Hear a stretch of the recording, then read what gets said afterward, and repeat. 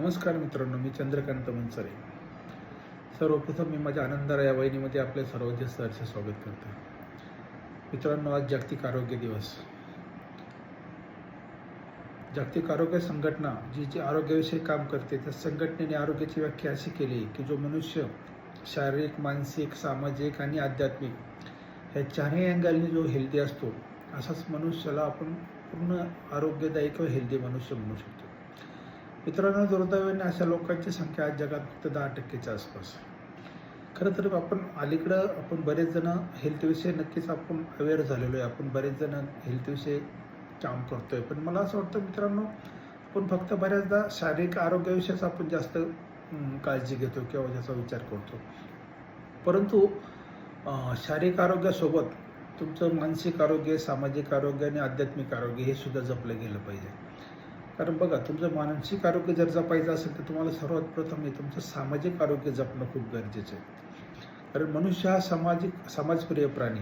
हा समाजात राहतो, हा कुटुंबात राहतो, हा एकटा राहू शकत नाही. त्याच्यामुळं तुमच्या कुटुंबामध्ये जी व्यक्ती आहे त्या व्यक्तीसोबत तुमचे रिलेशन्स कसे, हे सामाजिक रिलेशन असतात आपले, हे कितपत चांगले आहे. म्हणजे बघा, तुमच्या प्रत्येकाच्या देवाने फिंगरप्रिंट्स वेगळ्या बनवल्या, तसं शरीराचा प्रत्येक अवयवसुद्धा वेगळा बनवलं. तसं प्रत्येकाची विचार करण्याची शक्तीसुद्धा आतून वेगळी बनवली.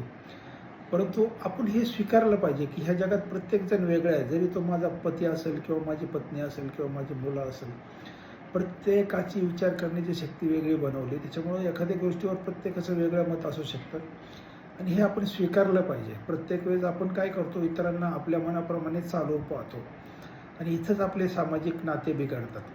मला असं वाटतं की हे जर आपण कुठंतरी जाणलं किंवा हे जर आपण मानलं तर नक्कीच आपले बरेचसे कुटुंबातले रिलेशन हे आपले खूप हेल्दी होऊ शकतात. आणि तुमचं जर आरोग्य तुम्हाला ठणठणीत ठेवायचं असेल तर सर्वात प्रथम तुमच्या कुटुंबातली सर्व नाते खूप हेल्दीच असले पाहिजे. त्याचसोबत तुमचे सामाजिक रिलेशन जे समाजात आहे बाहेर, तुम्ही बाहेरसुद्धा ही गोष्ट नेहमी लक्षात ठेवली पाहिजे की प्रत्येकजण वेगळा आहे. प्रत्येकाला मी माझ्या पद्धतीने नाही चालवू शकत, परंतु त्याला मी जसं आहे तसं स्वीकारण्याचा जर प्रयत्न केला तर बरेचसे विषय तुमचे संपून जातात आणि तुमचं नक्कीच सामाजिक आरोग्य चांगलं राहील आणि त्याच्यामुळं तुमचं मानसिक आरोग्यसुद्धा चांगलं राहील. कारण काय की हे एकमेकाशी रिलेट आहे.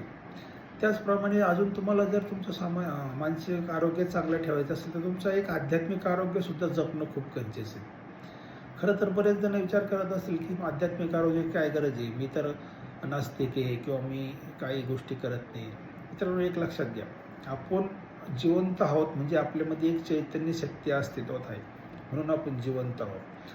ही शक्ती निघून गेल्यानंतर याला बॉडी म्हटलं जातं, याला काही तासात डिस्पोज करावं लागतं. तर ही जी चैतन्य शक्ती आहे, ह्या चैतन्य शक्तीशी निगडीत काही गोष्टी करणं यालाच आपण एक आध्यात्मिक आरोग्य असं म्हणतो.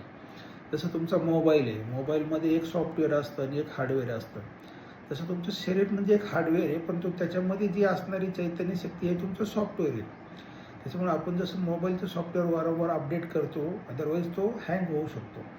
त्याचप्रमाणे आपल्यामध्ये जी चैतन्य शक्ती आहे, ह्या चैतन्य शक्तीला रिलेटेड काहीतरी गोष्टी वारंवार अपडेट करणं, त्या चांगले विचार घेणं, चांगल्या कुठेतरी मेडिटेशन करणं, ह्या गोष्टी आपण वारंवार केल्या तर आपल्यामधले जी चैतन्य आहे ते लाईव्ह राहतं आणि त्यामुळं आपल्याला मानसिक काही गोष्टींचा त्रास होणारा थांबतो. म्हणजे जसं अलीकडं तुम्ही जर पाहिलं असेल तर डिप्रेशन म्हणा किंवा एन्झायटी, ह्याचे खूप पेशंट वाढत आहेत अलीकडं. म्हणजे जगामध्ये आता एक म्हणजे आपण ज्याला प्रगत देश म्हणतो त्या देशामध्ये सुद्धा ह्या गोष्टी खूप वाढत आहेत.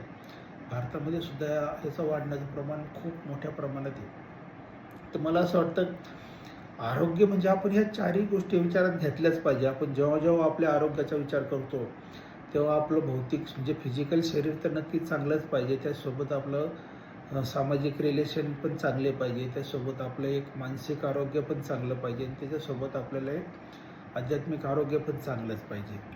तर मला असं वाटतं आपल्या ह्या जागतिक आरोग्य दिनाच्या निमित्ताने आपण ह्या गोष्टीवर नक्की विचार करा की आपलं शरीर किंवा आपण ह्या चारही अँगलनी आपण फिट आहोत का.